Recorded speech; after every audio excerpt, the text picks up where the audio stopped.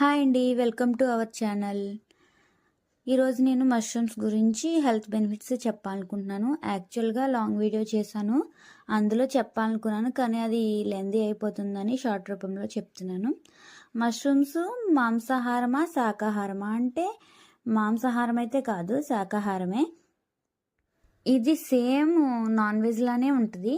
కొంతమంది non veg తినని వాళ్ళు దాని ప్లేస్లో ఇదైతే వండుకుంటారు. ఇందులో అయితే పుట్టగొడుగులు మష్రూమ్స్నే తెలుగులో పుట్టగొడుగులని కూడా అంటారు.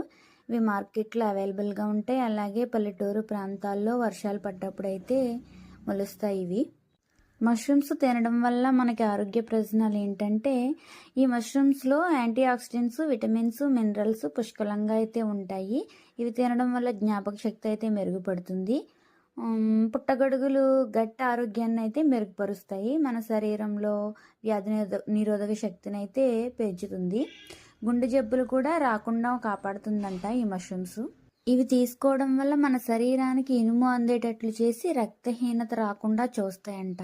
పుట్టగొడుగులు సూప్ తాగితే బ్రెస్ట్ క్యాన్సర్ అనేది కూడా తగ్గుతుందంట.